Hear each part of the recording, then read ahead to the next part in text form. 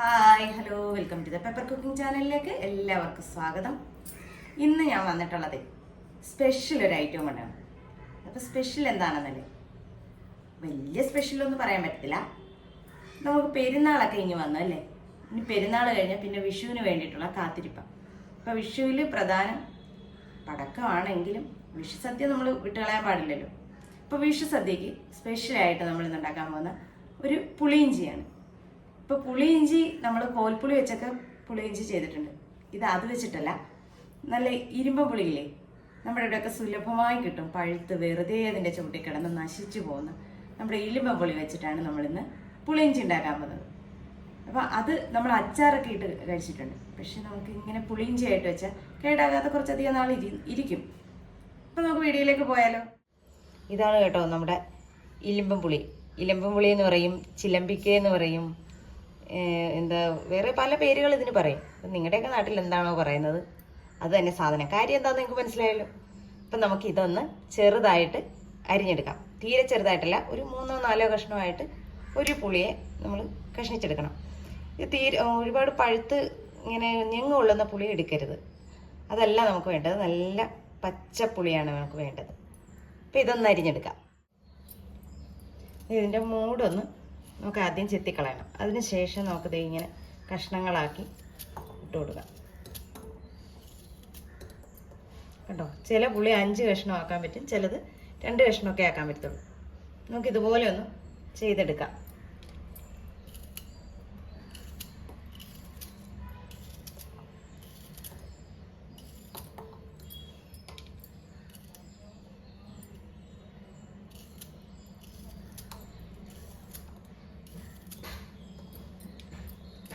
ഇത് അലുത്ത് അതിലേക്ക് ചേരും.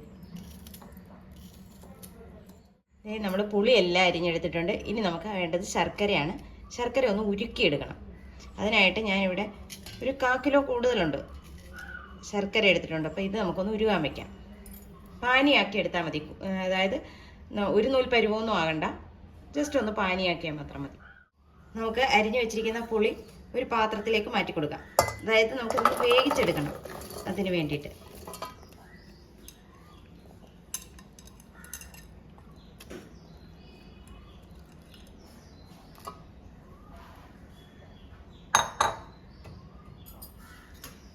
ഇതിലേക്ക് നമ്മൾ ഉരുക്കി വെച്ചിരിക്കുന്ന ശർക്കര പാനി ചേർത്ത് കൊടുക്കാം.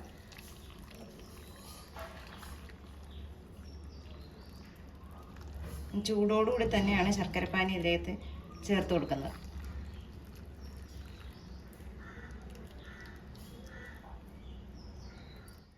കാൽ ടീസ്പൂൺ മഞ്ഞൾപ്പൊടി, അതുപോലെ തന്നെ 1 സ്പൂൺ കാശ്മീരി മുളക് പൊടി.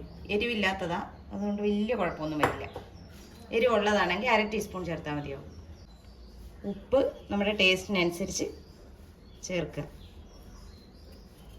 അതായത് എരിവ്, പുളി, മധുരം ഇതെല്ലാം മൂന്നും ബാലൻസ് ചെയ്ത് നിൽക്കണം.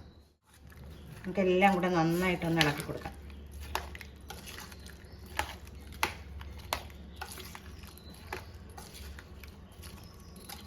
നമ്മുടെ ഈ പുളിക്ക് എല്ലാവർക്കും അറിയാം, നല്ല വെള്ളം ഉള്ളതാണ്.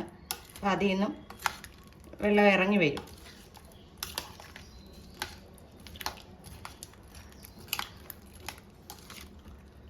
ഇനി നമുക്കിത് അടുപ്പിൽ വെച്ചൊന്ന് വേവിച്ചെടുക്കാം. നമ്മുടെ ഇരുമ്പം പുളിയെല്ലാം ശർക്കര പാനിയിൽ നന്നായിട്ട് വെന്ത് വന്നിട്ടുണ്ട്. ഇനി നമുക്കിത് മാറ്റി വയ്ക്കാം. പാൻ അടുപ്പത്തോട്ട് വെച്ചിട്ടുണ്ട്. അതിലേക്ക് വെളിച്ചെണ്ണ ഒഴിച്ചു കൊടുക്കാം. 1 ടേബിൾ സ്പൂണോളം വെളിച്ചെണ്ണ ഞാൻ ഒഴിച്ച് കൊടുത്തിട്ടുണ്ട്. എണ്ണ നന്നായിട്ട് ചൂടായി വന്നിട്ടുണ്ട്. നമുക്കിതിലേക്ക് ഒരല്പം കടുക് ഇട്ട് കൊടുക്കാം. കടുക് ഒന്ന് പൊട്ടി വന്നോട്ടെ. കടുക് പൊട്ടിക്കഴിഞ്ഞാൽ ഉടനെ 4-5 വറ്റൽമുളക് നമുക്കിട്ട് കൊടുക്കാം.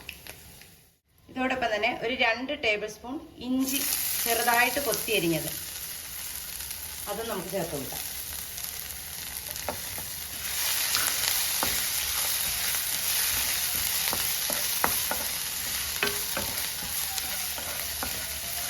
ഒന്ന് വാടിക്കോട്ടെ.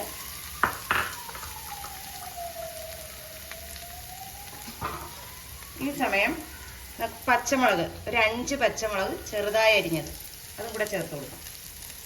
പിന്നെ നമുക്ക് വേണ്ടതാണ് കറിവേപ്പില. കറിവേപ്പില പിന്നെ അളവൊന്നും പറയുന്നില്ല, നമുക്ക് എത്രയാണോ വേണ്ടത് അതിനനുസരിച്ച് അങ്ങ് ചേർത്ത് കൊടുക്കാം. ഇനി ഇത് നന്നായിട്ടൊന്ന് മൂപ്പിച്ചെടുക്കണം.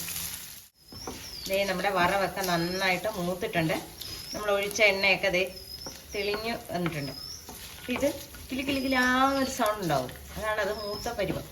ഇനി നമുക്കിതിലേക്ക് നമ്മുടെ ഇലിമ്പൻപുളി ഒഴിച്ചു കൊടുക്കാം.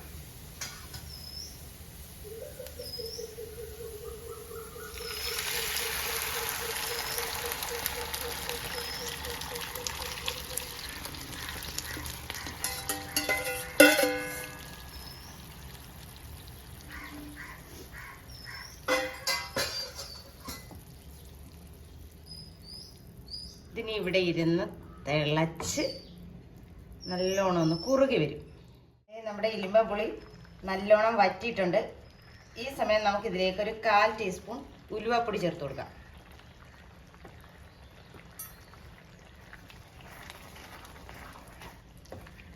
ഇച്ചിരൂടെ ഒന്ന് വറ്റണം കേട്ടോ.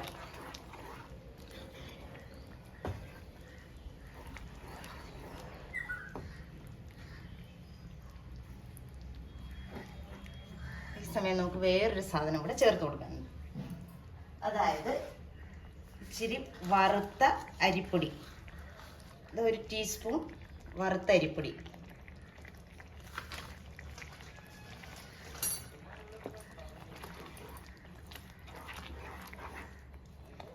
നന്നായിട്ട് ഇളക്കി യോജിപ്പിക്കുക.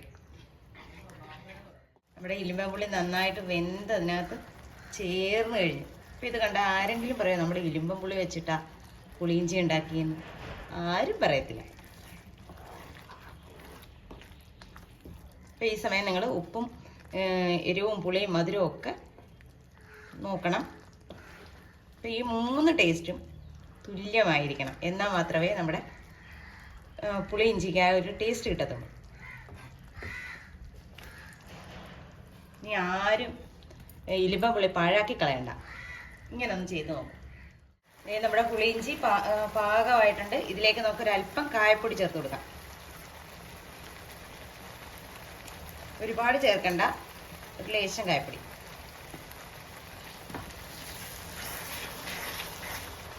നല്ല കറക്റ്റ് പരുവത്തിലേക്ക് നമ്മുടെ പുളിയിഞ്ചി ആയിട്ടുണ്ട്.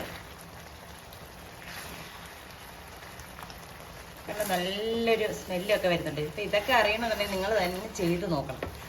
ചെയ്ത് കഴിച്ചിട്ട് ഇതിൻ്റെ അഭിപ്രായം പറയാം. അപ്പം ഈ വിഷുവിന് പുളിയിഞ്ചി വെക്കുമ്പോൾ ഏതായാലും ഇലിമ്പൻപുളി ഉണ്ടാകട്ടെ അല്ലേ? ഇപ്പോൾ ഇലിമ്പൻപുളിയുടെ സീസണാണ്. അപ്പം എല്ലാവരും ഇതൊന്ന് ചെയ്ത് നോക്കുക. വീഡിയോ ഇഷ്ടമായാൽ ലൈക്ക് ചെയ്യാനും ഷെയർ ചെയ്യാനും കമൻറ്റ് ചെയ്യാനും മറന്നു പോകരുത്. നല്ലൊരു വീഡിയോ ആയിട്ട് കാണുന്നവരെ ടാറ്റാ ബൈ ബൈ.